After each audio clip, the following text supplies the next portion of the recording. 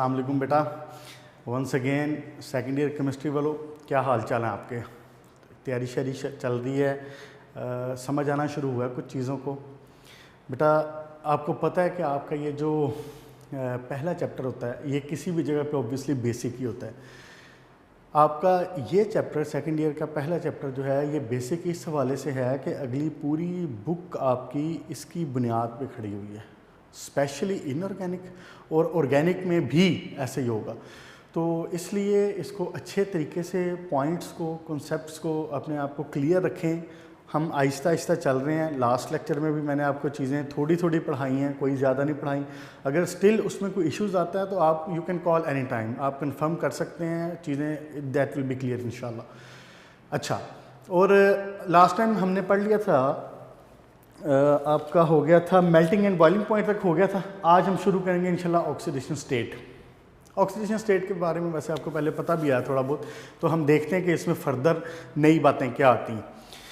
सबसे पहले ये कि ऑक्सीडेशन स्टेट की जो डेफिनेशन है वो क्या है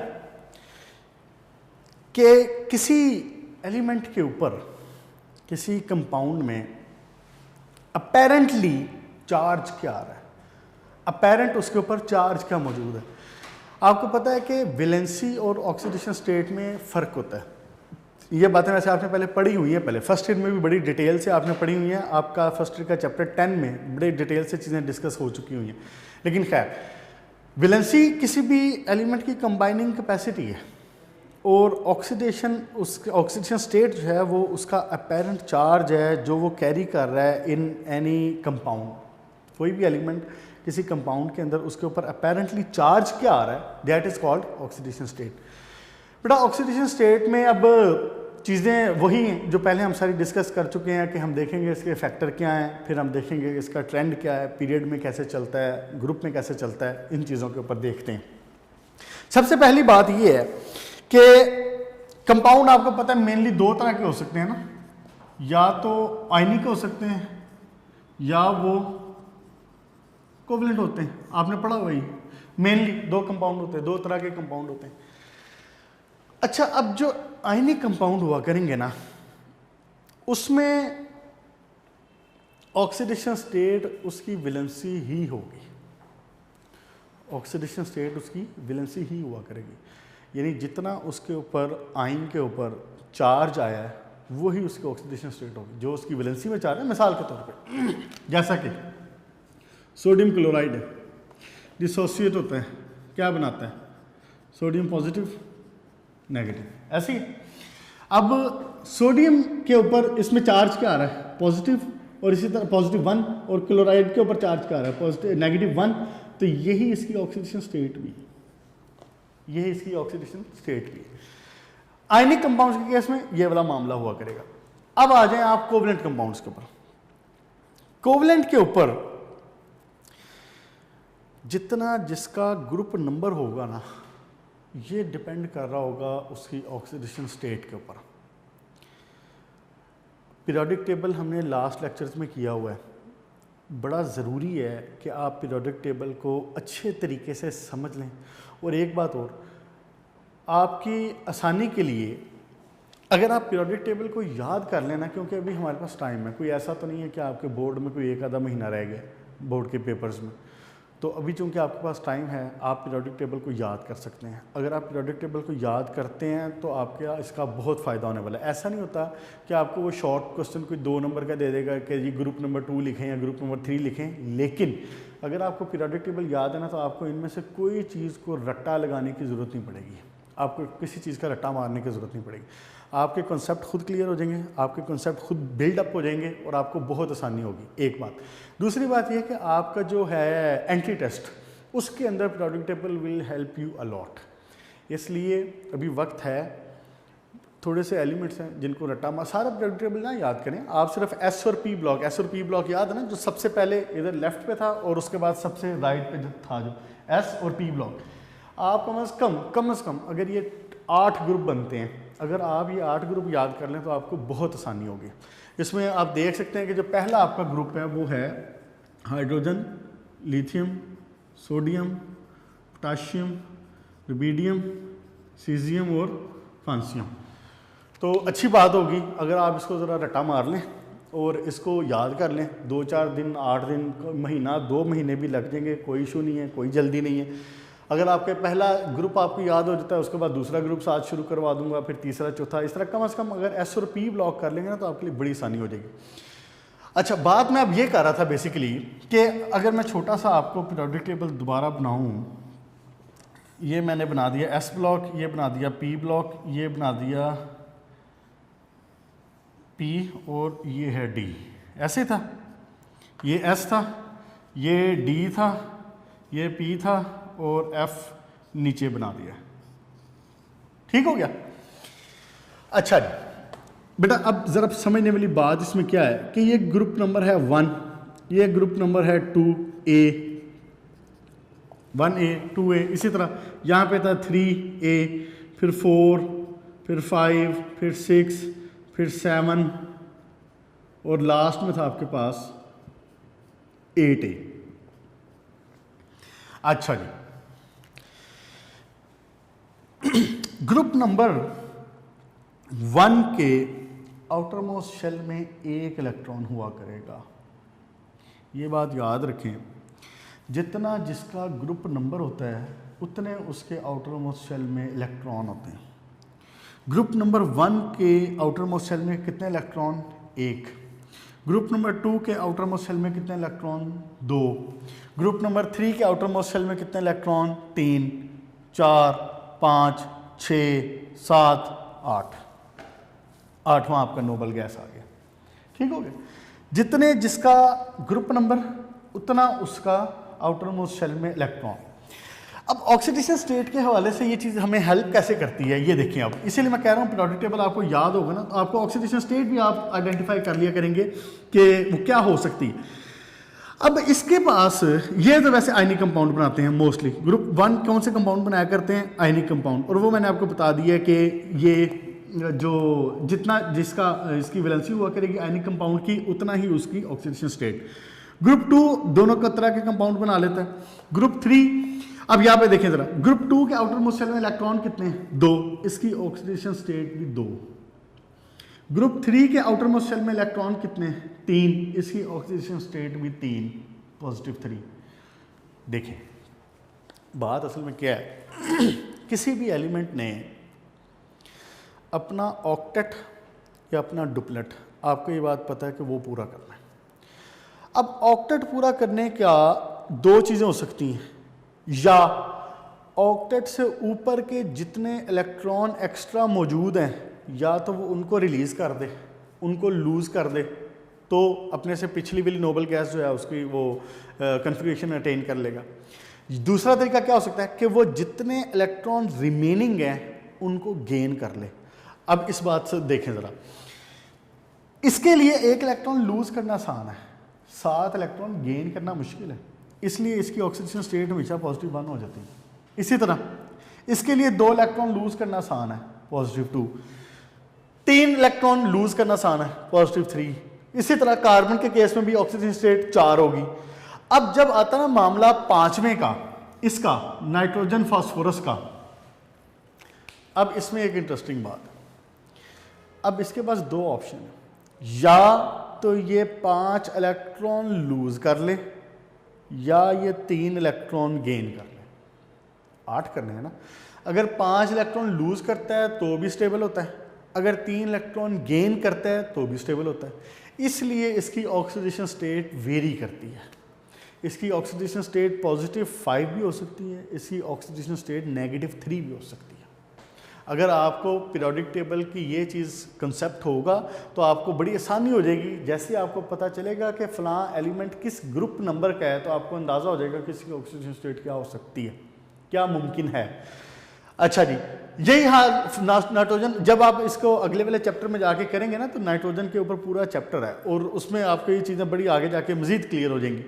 अच्छा, अब आए ज़रा 6 के ऊपर। अब 6 का भी वही हाल है, या तो ये 2 इलेक्ट्रॉन गेन कर ले या ये 6 इलेक्ट्रॉन लूज कर ले।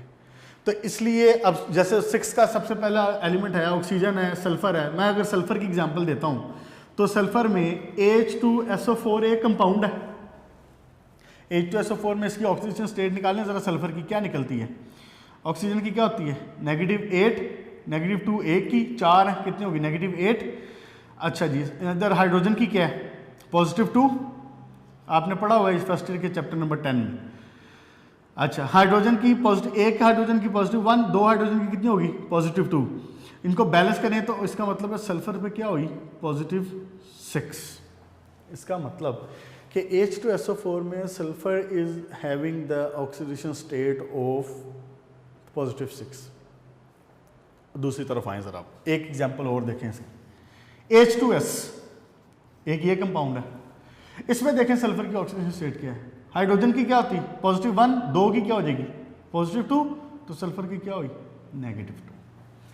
आपने ये देखा है कि एक कंपाउंड में sulphur is carrying the oxygen state of +6 और दूसरे में वो कैरी कर रहा है -2।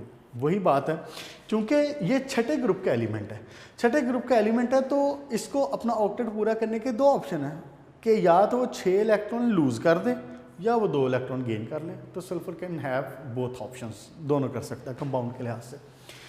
अच्छा जी, उसके बाद अब 7वें ग्रुप पे हैं, यहाँ पे भी वही बात कि कुछ इसके जो एलिमेंट है, ये डिटेल से बात इसी होगी आगे जाके। फ्लोरीन के बारे में आपने पूरा चैप्टर पढ़ना है, अभी मैं ब्रीफली ये बता देता हूँ। अब फ्लोरीन की इलेक्ट्रोनेगेटिविटी बहुत ज़्यादा है, आपको पता है कि फ्लोरीन की नेगेटिव इलेक्ट्रोनेगेटिविटी हाईएस्ट है, 4 वैल्यू होती है इसकी। फ्लोरीन इलेक्ट्रॉन लूज नहीं कर पाता, वो -1 ही रखता है, लेकिन क्लोराइड वगैरह, क्लोरीन वगैरह, आयोडीन वगैरह वो बना लेते हैं, वो +7। आप आगे जाके ये बात देखेंगे चैप्टर में तफसील के साथ कि वो +7 की तरफ चले जाते हैं। इसमें भी ऑक्सीजन स्टेट के ये 2 ऑप्शन हो सकते हैं। ठीक हो गया बच्चे, ये कंप्लीटली होगी बात। इसी तरह जब डी के ऊपर आते हैं तो डी में ऑक्सीजन स्टेट वेरी करती है, डी ऑर्बिटल्स में ऑक्सीजन स्टेट वेरी करती हैं, क्योंकि इसमें डी ऑर्बिटल इन्वॉल्व होता है, नंबर ऑफ इलेक्ट्रॉन्स ज़्यादा हो जाते हैं, तो वो इसकी ऑक्सीजन स्टेट वेरी करती है, डिपेंड करता है वो भी upon the conditions. Page number 10 के ऊपर इस वक्त हूँ मैं, बातें करीब इसमें सारी हो गई हैं, एग्जांपल्स मैंने आपको सारी बता दी हैं, और इसका जो ग्राफ है मेल्टिंग पॉइंट बॉइलिंग पॉइंट का, ये ठीक है, ऑक्सीडेशन स्टेट के साथ कोई ग्राफ नहीं है। ठीक हो गया, ओके बेटा। नेक्स्ट आए इलेक्ट्रिकल कंडक्टेंस के ऊपर। अब अगर आपको पीछे वाला कॉन्सेप्ट है ना, जिसमें हमने melting point boiling point discuss किया है, और जिसमें हमने जैसे भी ऑक्सीडेशन स्टेट की बात हो गई है, तो अगर आपको वो कॉन्सेप्ट है पिछला और तैयारी आपने वो कर लिया उसकी, और बात उसकी समझ आ गई है, तो फिर आपको यहाँ पे भी कोई मुश्किल नहीं होनी चाहिए। पहले तो अपने जहन में ज़रा रिवाइज करें ना वो कॉन्सेप्ट जो था आपका फर्स्ट ईयर की बुक के चैप्टर 4 में लास्ट में आपने एक पढ़ी थी electron gas theory, electron pool theory, ऐसे ही। उसके अंदर आपने ये बात पढ़ा था कि कोई भी चीज़, कोई भी एलिमेंट, मेटल है, जो भी है, वो किस सूरत में कंडक्टर है, किस सूरत में कंडक्टर नहीं है। देखें अब ये सारी बात इंतहाई आसान, इंतहाई सिंपल सी है। अगर आपको वो कंसेप्ट है तो कोई मुश्किल नहीं होने वाली। अगर किसी के पास फ्री इलेक्ट्रॉन मौजूद हैं, क्वाइट सिंपल कि इट विल बी कंडक्टर, और अगर किसी के पास फ्री इलेक्ट्रॉन मौजूद नहीं है तो वो कंडक्टर नहीं होगा। अब आप मुझे पूरा पीरियोडिक टेबल जहन में रखें और मुझे उठा के बता दें कि कहाँ पे जो है उसका कंडक्टर्स, उसको कंडक्टर होना चाहिए, कहाँ पे कंडक्टर नहीं होना चाहिए, कहाँ पे फ्री इलेक्ट्रॉन कितने आ रहे हैं, ये सारी बात जहन में रखें और उठा के आप बता सकते हैं।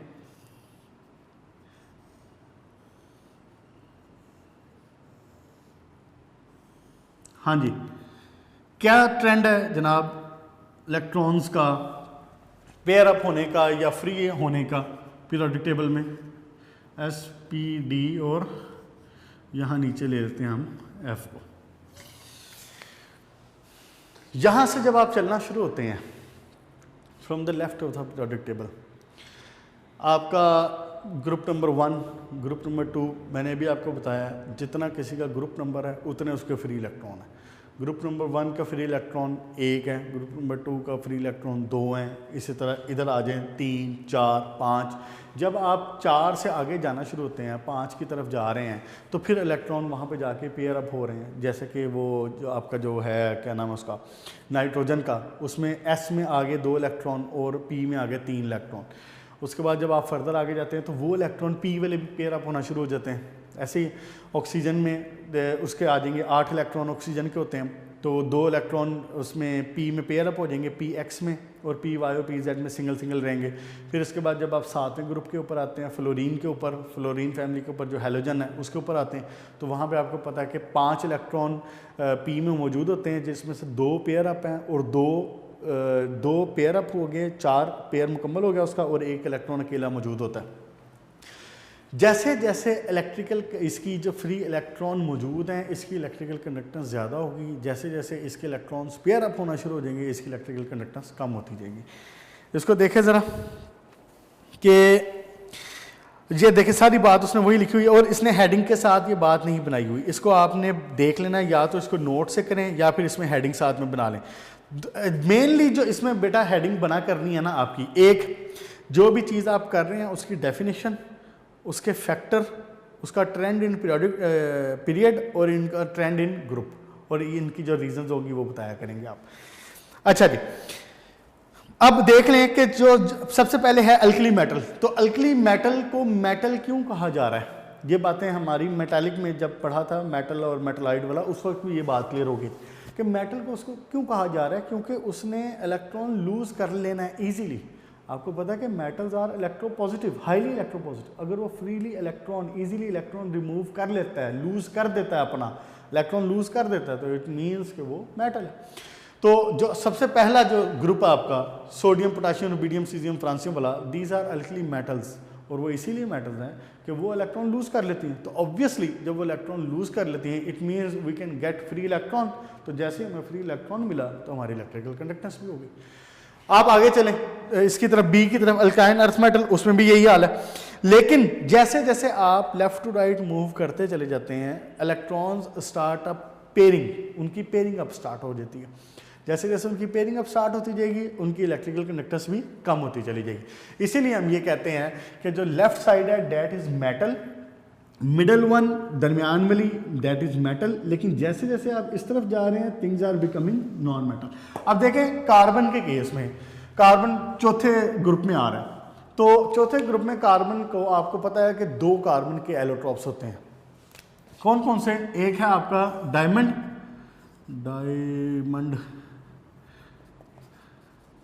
और दूसरा है ग्रेफाइट।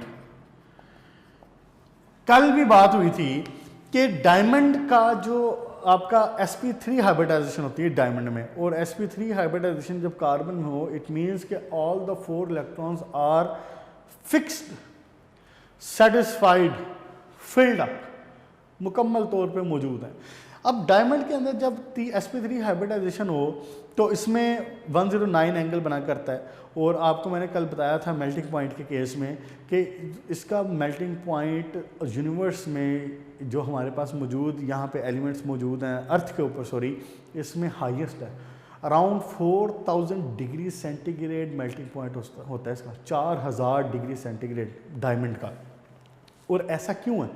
सिर्फ इस वजह से कि इसके इलेक्ट्रॉन्स इतने टाइटली, इतने पैक्ड अप हैं कि वो उसको किसी किस्म का जो रूम है वो नहीं दे पाते। जब वो नहीं देंगे तो ऑब्वियसली मुझे बता दें फिर क्या इलेक्ट्रिकल कंडक्टेंस होगी? Diamond is a non conductor, diamond conductance नहीं करता। क्यों? क्योंकि फ्री इलेक्ट्रॉन नहीं है। और ग्रेफाइट के केस में क्या है, ये बात आपने पढ़ी है अपनी बुक के फर्स्ट ईयर में, जहाँ पे आपने वो एनाइसोट्रॉपी पढ़ी थी 4th चैप्टर के शुरू में, कि ग्रेफाइट कंडक्टर है। क्यों? क्योंकि ग्रेफाइट में हाइब्रिडाइजेशन कौन सी होती है? sp2।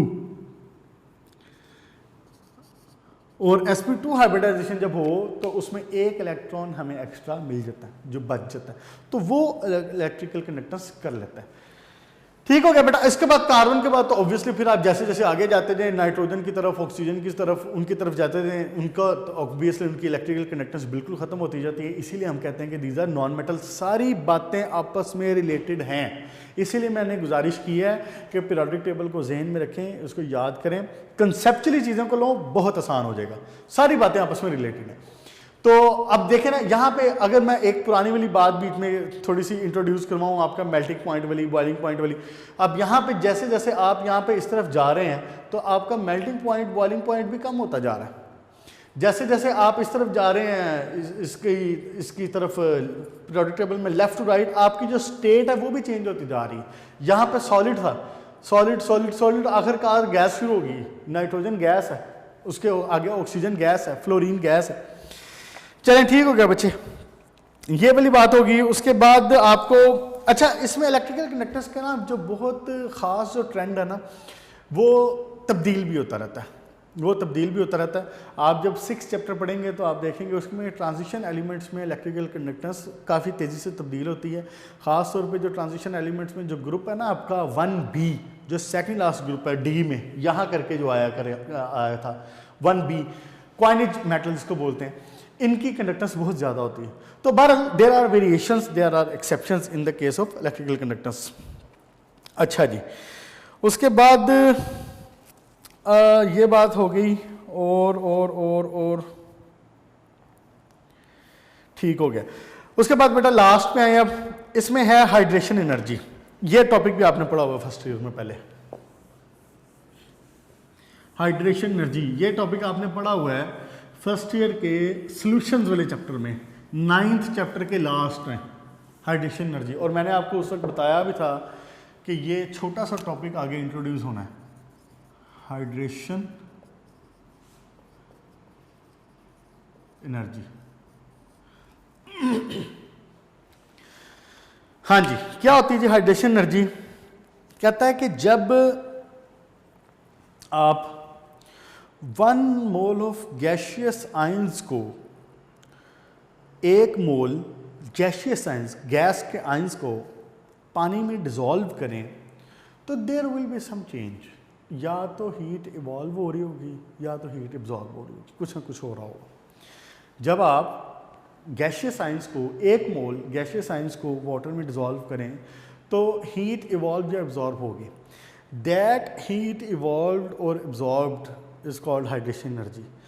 एक चीज़ का ख्याल रखना है कि this solution should be made up to infinite, ताकि उसकी टोटल जितनी भी उसने हीट एब्जॉर्ब करनी थी, जितनी भी हीट उसने एमिट करनी थी, इवॉल्व करनी थी, वो हो जाए। इसलिए सोल्यूशन को डाइल्यूट बनाया जाता है। उसको इन्फिनिट लेवल तक उसको डाइल्यूट करेंगे, बहुत ज़्यादा उसको डाइल्यूट करेंगे। डाइल्यूट करने के बाद देखा जाएगा कि total amount of heat evolve कितनी हुई है या एब्जॉर्ब कितनी हुई है। अब जितनी भी अमाउंट ऑफ हीट इवॉल्व या एब्जॉर्ब हुई है, दैट इज हाइड्रेशन एनर्जी। ठीक हो गया बच्चे? ओके, इसकी एग्जांपल सिंपल सी मौजूद है कि हाइड्रोजन को आप ये H पॉजिटिव H2O, आप इसको जब इसमें डिसॉल्व करते हैं तो ये बना देता है H3O, ऐसे।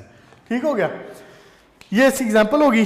और इसकी जो डेल्टा एच है वो नेगेटिव 1075 है। 1075 होने का क्या मतलब है कि नेगेटिव होने का क्या मतलब है कि हीट इज इवॉल्व्ड। अच्छा, अब इसमें आपने जो एक बात और बतानी है ना, वो बतानी है इसके फैक्टर, और वो हैं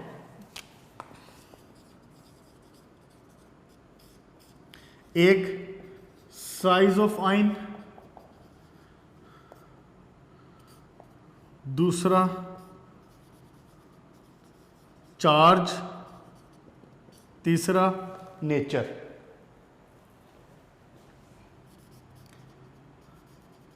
नेचर ऑफ आयन, और इसमें आ जाएगा चार्ज की अमाउंट ऑफ चार्ज क्या है। एक्चुअली अगर आपको याद हो तो हाइड्रेशन एनर्जी के केस में बात इतनी सी थी कि कोई एलिमेंट, कोई एटम जब इलेक्ट्रॉन गेन कर रहा है या लूज़ कर रहा है, जो भी कर रहा है, तो how much charge it is carrying, एक बात। दूसरी बात ये कि इसका साइज़ क्या है। इसका साइज़ क्या है। इसलिए बेसिकली जो हाइड्रेशन एनर्जी है वो है चीज़ क्या है, वो डिपेंड कर रही है चार्ज टू साइज रेशो के ऊपर। किसके ऊपर डिपेंड कर रही है? Charge to size ratio. Charge to size ratio के ऊपर डिपेंड कर रही है हाइड्रेशन एनर्जी। फिर अब इसमें यही बात नोटिस करें ना, यही बात चार्ज टू साइज रेशो वाली बात को ही मैंने एक्सटेंड किया है।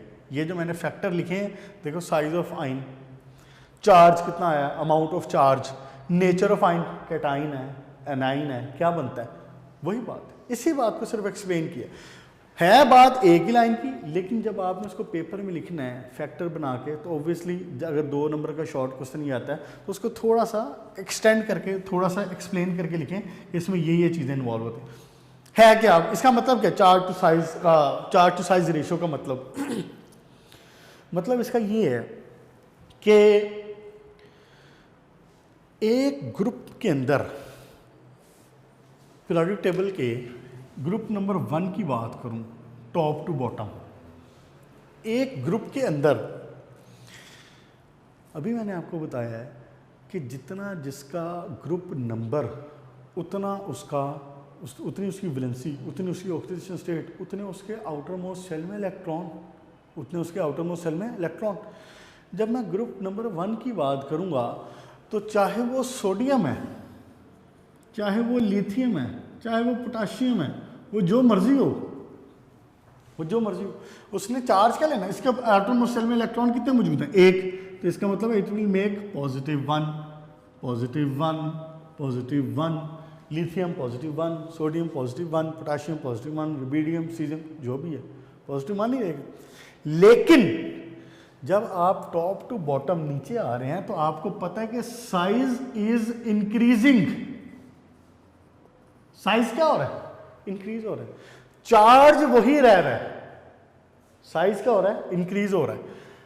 मिसाल के तौर पे लिथियम के केस में चार्ज क्या है, 1, और लेट्स से फॉर एग्जांपल समझने के लिए बात को हम कहते हैं कि जी साइज है 5।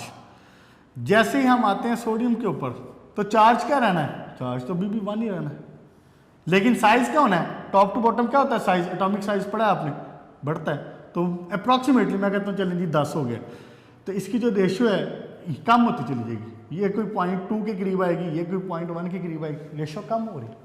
इट मीन्स कि चार्ज टू साइज रेशो, अब बात गौर से समझेगा, इट मीन्स कि charge to size ratio group में टॉप टू बॉटम डिक्रीज हो रही है। हाइड्रेशन एनर्जी का भी यही ट्रेंड है, hydration energy decreases in the group from top to bottom. दूसरा जो है, अब उसमें लेफ्ट पे, उस पे आ जाए, लेफ्ट टू राइट पे आ जाए, पीरियड में आ जाए, तो पीरियड में क्या होगा, पीरियड में जो चार्ज टू साइज रेशियो है वो इंक्रीज हो रही होगी, वो इंक्रीज हो रही होगी। अब उसकी भी लॉजिकली कंसेप्चुअली जरा बात को समझें तो क्या होगा, जब when you move in the period, जब आप पीरियड में मूव कर रहे हैं तो अब बेटा चार्ज इंक्रीज हो रहा है, साइज स्मॉल हो रहा है, चार्ज बढ़ रहा है। यहां पे charge was same, size was increasing.